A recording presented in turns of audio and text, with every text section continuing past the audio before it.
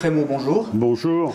Vous êtes l'invité des rencontres de Cannes 2016, vous êtes journaliste, éditorialiste au magazine Alternative économique. Alors, vous avez publié il y a quelques mois, quelques temps maintenant, Transition écologique, mode d'emploi, mais je voudrais également citer Réinventer le progrès, et je crois que vous n'auriez pas fait l'un sans l'autre, me semble-t-il. C'est sûr que la transition écologique, c'est une nécessité aujourd'hui. On pourrait même dire que c'est une sorte de contrainte si on veut éviter que l'humanité disparaisse à court terme de cette planète. Et en même temps, le problème, c'est de donner envie aux gens, de montrer que ce n'est pas seulement une menace, parce qu'on ne change pas quand il y a une menace, on change aussi quand il y a des opportunités. Et donc, l'important, c'est que l'ensemble de la population pense aussi qu'elle peut y gagner.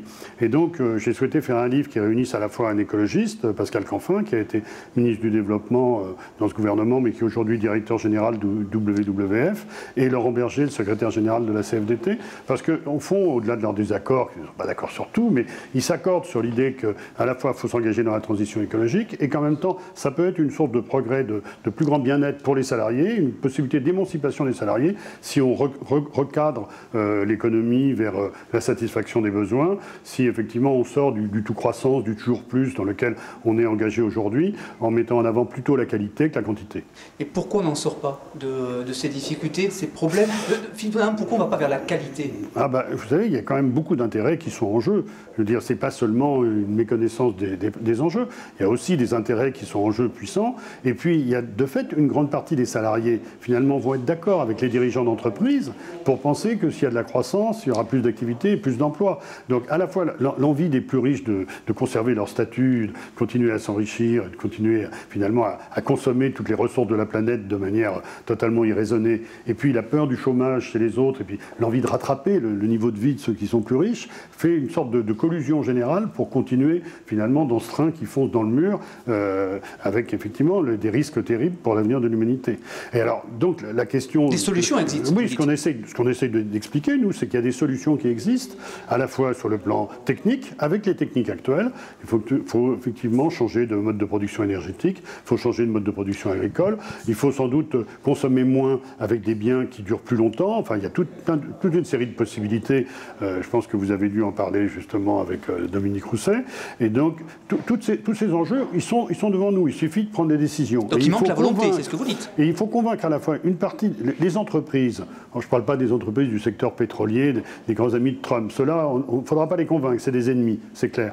Mais en revanche, il y a toute une grande partie des entreprises qui ont intérêt à ce que l'économie continue à fonctionner. Je veux dire, si demain, effectivement, vous vous retrouvez avec des crises géopolitiques majeures à cause du changement climatique, un effondrement de certaines productions, des millions de réfugiés, etc., vous pensez que ça va être bon pour l'économie? Évidemment non. Donc, au contraire, il faut aujourd'hui prendre des bonnes décisions pour s'inscrire dans une perspective de long terme, finalement aller vers une nouvelle renaissance, réinventer le progrès. Et vous ne parlez pas de la politique. En 2017, dans quelques mois, il y a une élection présidentielle. Qu'est-ce qu'ils doivent faire, nos candidats? C'est vrai qu'il était assez terrifiant d'entendre sur la primaire, effectivement, de la droite, que le mot écologie n'a pratiquement jamais été prononcé. Bon, une primaire, vous savez, c'est aussi un moment où on essaye de séduire le cœur de son électorat, un peu conservateur, et on a bien vu, la victoire de François Fillon a été dans ce sens, et on voit bien déjà depuis 15 jours qu'il commence à tenir des propos qui s'adressent plus à l'ensemble du pays et à l'ensemble des sujets.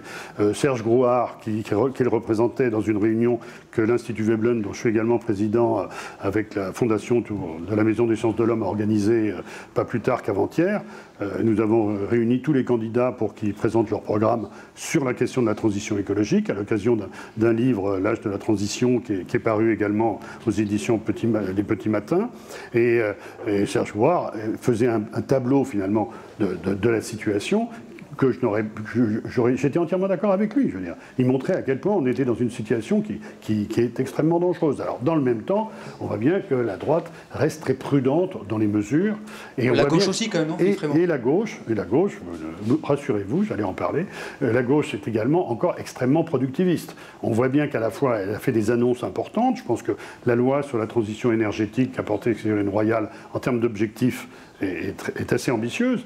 Mais le chemin pour atteindre ces objectifs reste extrêmement flou. Et on voit bien qu'en matière nucléaire, les décisions importantes qu'il faudrait prendre aujourd'hui face aux problèmes de choix énergétique de la France n'ont pas été prises. Une dernière question, ce qui a peut-être changé la donne, c'est la participation des citoyens. C'est-à-dire qu'aujourd'hui, ils prennent conscience que c'est une nécessité de changer, d'aller vers cette transition. Les citoyens ont à la fois une conscience très forte, comme ça quand on les interroge, et en même temps ont une résistance assez forte quand il s'agit de modifier leur comportement. Mais vous ne pouvez pas demander à des gens qui vivent dans la précarité énergétique de dire déjà qu'ils ont du mal à chauffer leur maison, qu'ils sont des passoires thermiques, de leur dire et en plus il faut encore réduire le chauffage et on va vous mettre des taxes carbone plus élevées. Non, il faut aider les gens.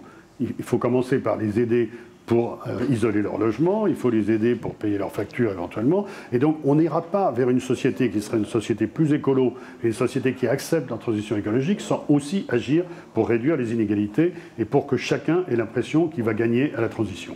Merci Philippe Raymond.